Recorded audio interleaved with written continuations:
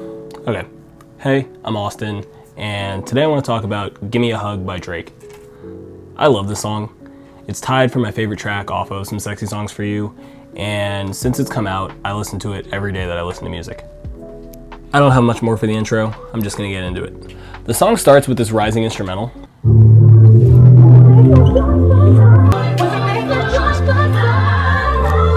That rising feeling is really good at getting me to shift my energy to the excitement of the song. I also really like the vocals in the background of it. They add to that effect. The samples from the song Sing by Ashley Williams that I've never heard of. The YouTube video for the song only has 63K views, so it's not a smash hit or anything. Regardless, I love how the sample's muted. The vocals are really good, but the singer Ashley Williams clearly has a really strong voice, so I think it was smart to mute her a little bit. It makes Drake coming in later punch so much more. Also, I can't talk about the song without mentioning that it's addressing the beef from last year. I think Drake won it very clearly, so those are my biases going into this. With that said, let's get into the lyrics. So the song really starts here. Drake elimination, fake intimidation. Take a minute, take a deep breath, have a little bit of patience. So already he's addressing everything that happened. The narrative that the public has is that Drake's been eliminated from the game, his career's over, but he responds to that by saying he needs to step back, take a deep breath, and reflect on the situation. I think that's a great way of introducing the topic. He's acknowledging what the public perception is, but then tells both himself and the audience to pause and really look at what's going on here, which is what I wish people would do when I talk about the Drake beef with them, but it is what it is. He continues with, Drizzy, you amazing, you the inspiration, you set the bar for the next generation. He says all those things like he's quoting other people. That's what people in his life and his fans are either telling him right now or have told him in the past. Either way, both of those things are true. Drake is easily the most successful rapper of all time, and like it or not, his legacy is competing with those of artists like the Beatles and Michael Jackson. There are very few other comparable artists today. The only one I can think of off the top of my head is Taylor Swift, so yeah, solid bars there. He continues with, Neo in the Matrix, these niggas just Nemo in the ocean. Small fish making kids feel emotion. I think this is a criminally underrated diss at all the people he went up against back in 2024. The obvious thing he's saying is that he's a much bigger artist than they are, and they're using this beef with him to try and boost their careers, which for a lot of them is probably true. And the line that gets me is the small fish making kids feel emotion. I love it because that's how I see people's reaction to the beef. I think anybody looking at what happened last year logically could easily determine that in terms of what was said, Drake won the beef. And the only reason the public perception favors Kendrick is because most people can only think emotionally, in other words, like a kid, so small fish making kids feel emotion. And that's such an understated little lyric in the song that you could miss super easily, and that's why I love it. He continues, Niggas wanna see Rip me on a t-shirt like I'm Hulk Hogan. I appreciate the fans rocking with me, this is really just a small token. That first line is really just another one of those classic corny Drake bars. It's fine, but I'm interested in him saying this song's just a small token of his gratitude. I've heard he's working on a solo album, and I'm hoping he comes with at least the same level of creative energy that he did on this song. Really what I'm saying is that I'm hoping he's got a larger token of his gratitude coming our way. And then again, that could just be a filler bar, but I'm hopeful. He continues, Really fucking with a visionary. Only reason I ain't got a girl and I ain't getting married, cause I'm really out here filling up the itinerary till I'm 6 feet in a cemetery. It's funny hearing him address his outlook on his dating life. This feels like a direct response to all the people who were saying, oh, he's 40, he's still rapping about girls, why isn't he married? Good for him. Personally, I couldn't care less what he does relationship-wise, but I do like that this adds to the character Drake's created for himself and his music throughout the years. Like, I've heard about the ins and outs of his relationships for 15 years now. This is a nice little update. Next, he goes back to addressing the beef with, Funny how it's only bitch niggas that are waiting on a boy's obituary, cause if I die, it's these niggas that become the sole beneficiary.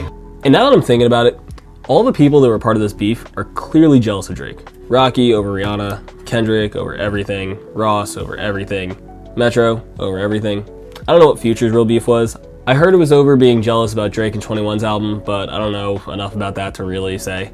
Anyway, there's a pattern with all these people. And then I look at the people Kendrick mentioned and Not Like Us, Lil Baby. Your reaction when you heard Kendrick mention you in Not Like Us? He said Lil Baby helped you get your lingo up in reference to Drake. What do you think when you heard that? I ain't really into like that side of hip hop, so I don't really, you know. But you and Drake always had a good relationship. I mean, Great Drake helped you a lot. Great relationship. Yeah. So you kind of like, it's just with any situation, like if you and him was arguing, why the hell you gonna say, but you know? Like, don't bring you in it. Young Thug. Well, it feels like when you were away, it was sort of dominated by this like Drake Kendrick thing, you know? Yeah, for most of it. Which I don't know if you have like a side in that. Atlanta kind of even got dragged in by Kendrick, which was interesting. Yeah. He just like spoke on people's name in Atlanta. Yeah. I don't know what that was about. But I'm like a Drake fan. None of these guys have ever seemed openly jealous of Drake to me, so it's not surprising they didn't jump on the whole fuck Drake bandwagon. He continues, What the fuck are they gonna do with it? Had the girls up at 29 on stage twerking with a dictionary. Alright, I have a lot of thoughts on these two lines. First, I want to address the narrative that was going around right after the song came out, saying that Drake was disrespecting women. The argument didn't even make sense. Strippers and girls who want to dance and have fun exist. Acknowledging that audience is real isn't disrespectful to anyone. But more than that, this line is incredibly accurate. Like, there's a reason Drake's been on the top for 15 years. None of the people who came at him can actually replace him. And without Drake, there's really just a void in the industry. That's all he's saying here, and I think that's a good point.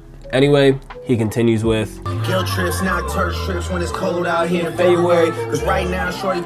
If I'm being honest, I don't really know or care what he's talking about in these two lines. Drake's getting guilt tripped instead of taking trips to Turks and Caicos when it's cold in February. Maybe by cold, he's talking about people being alone on Valentine's Day, which is when the song dropped. And then parachuting Molly, I'm assuming that's a cool way of saying dropping Molly. It's a cool couple bars that sound nice, but I think they're just filler words for what's actually happening at this point in the song. Every bar up until now was a part of this rising action, with the same instrumental sample since the start of the song. And right here, Parachute Molly like she flying for the military. the beat switches and the next bars are like a little purgatory before the beat actually drops. It's a really cool transition, and I like that he starts at mid-line rather than at the end of the beginning. So the song continues. This girl face so pretty, I can only think of fucking missionary. That line, this girl's face is so pretty I can only think of fucking missionary. I can't tell if I think it's corny or I love it. Honestly, it's some combination of both. It's such a simple statement, but it's so forward and on the nose that you can't help but notice it when the song's playing. But I think that's perfect, because if you weren't paying attention, it grabs your focus right in time for the hype of the first real beat drop that Drake even acknowledges. Fuck that, make a beat switch, turn the hoes up, give a million to him. I can imagine those are some of the first lines people remember when they're singing the song, and I can't stress enough how dope that beat switch is. The transition from the rising gospel sample to the drop of that bass is so satisfying, and it's just hype. Every time I hear it, it makes me want to move. Next he goes, Right now I got so many villains booked, I'm like a villain to him. and again, if I'm being honest, I don't really know what he's talking about. He's got a lot of villas booked, that's dope, wish I could say the same, but really every time I hear this lyric, I'm still stuck in enjoying the beat switch. Drake continues with, Dirk's boy told me Marvin's room was his favorite song, he was drilling to it. 1,000 niggas rapping murder shit and like 10 niggas that'll really do it. that first line's actually pretty funny. Can you imagine getting run up on by a guy who's listening to Marvin's Room? I need you right now. Are you down to listen to me? Or better yet, can you imagine a drive-by coming at you and you just hear Marvin's Room blasting from the car through the gunshots? I don't know. It's a funny little picture to paint, and I wonder if it's actually true. And yeah, that second line, that's pretty accurate.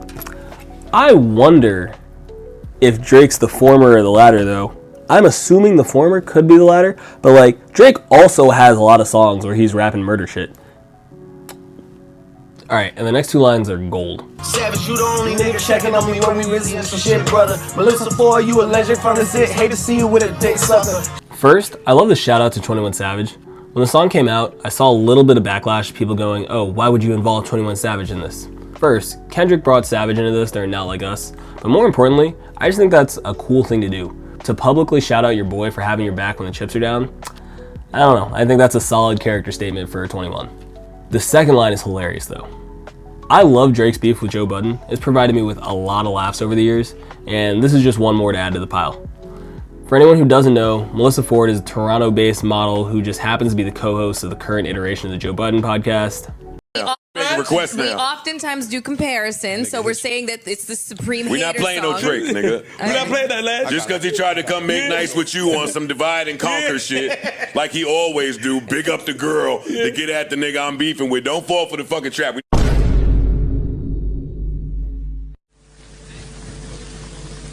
Ladies and gentlemen, we got him. So yeah, funny little line. He continues, Shit about to be a lit song. Tell Tony leave the motor running. Tell Mike that the ceiling's too low and booby, how we supposed to throw 100? that first line's another standout to me on this track. On the one hand, I just love singing it. It's like I'm speaking it into existence. I really do want this to be a lit summer. Like, I'm excited for it. And every time I sing that lyric, I feel like I'm channeling that. But on the other hand, Drake has been saying he has a solo album dropping this summer, so if Drake's planning on contributing to how lit this summer will be, I'm a happy guy. I don't know who Tony is, and I don't feel like looking it up, but I like to interpret "Tell Tony leave the motor running" as him saying keep the energy for this album release going because he has another one coming. It's probably not what he meant, but that's how I like to take it. And the next line's cool, but I don't have a lot to say about it. Drake continues with what is probably my favorite 2 lines of the song. They be dropping shit, but we be dropping harder shit. Fuck a rap beef, I'm trying to get the party lit. Those lines are just so fun to sing. I like that he cuts the beat for these lines to create a little build up for the next drop, which has the actual chorus. But yeah, these are the lines I want to scream drunk at a party. That's how they make me feel. I love it. I've heard a lot of criticism of him saying fuck a rap beef, like he's running away with his tail between his legs. But after the way he ended things with The Heart Part 6, this is the exact type of thing I'd want to hear from him. He builds off those last 2 lines with trying to get the party lit for the bitches. Them Nike types is hugging on that ass like they missed it. What's up? Again, these are just really fun to sing. They feel good. I think this is the peak of the song for me, and I wish I could capture the feeling of these 4 lines and just turn that into an entire song. Not saying that I don't love the song, because I do, but like this moment is just... Okay, so the beat comes back and Drake switches his flow, but he keeps the same high energy. Niggas is hating the boy for sure. The women in love, walking the strip club. Damn, I miss you hoes. Give me a hug, give me a hug. And this is a perfect hook. Structurally, like the way it fits into the song, it's not very traditional, but I think that's what makes it work. This is also another one of those lyrics that I feel the need to push back on the criticism of.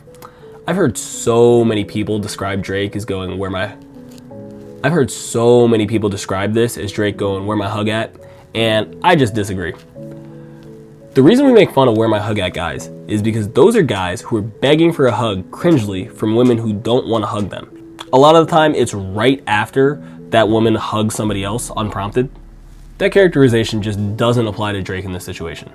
The most famous rapper in the world, whose music strippers notoriously love, walks into a strip club to spend a shit ton of money and is telling the girls to give him a hug one by one. That's just not the same energy, and anyone being honest would admit that. This is one of those examples of how unnuanced public discourse is these days.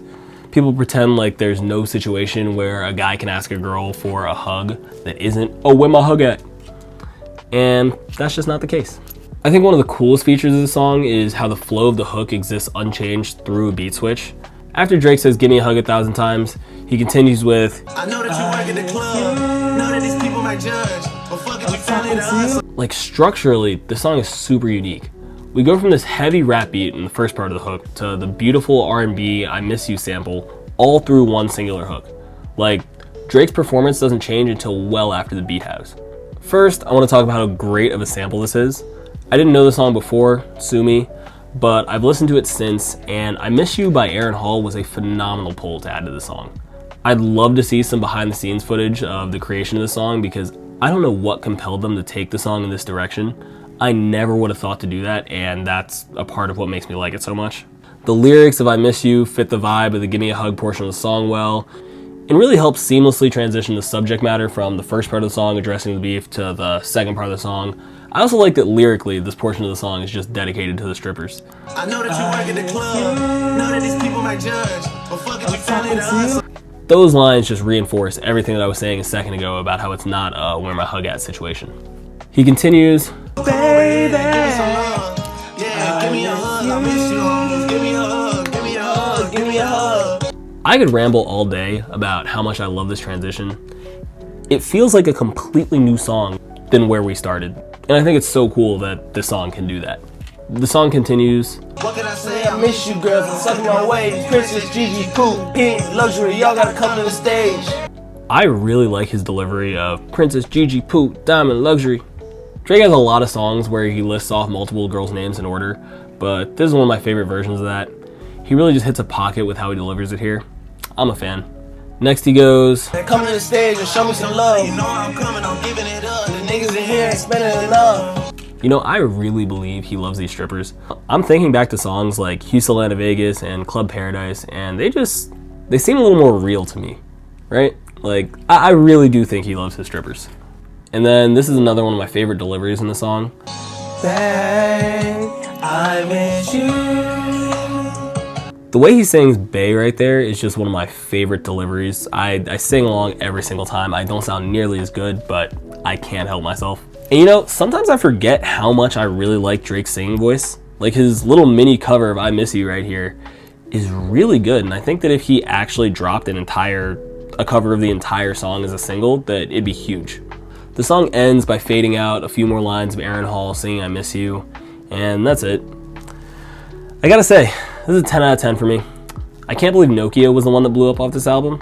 I love that song too, but Give Me a Hug is so much better in my eyes. I don't really have anything else to say.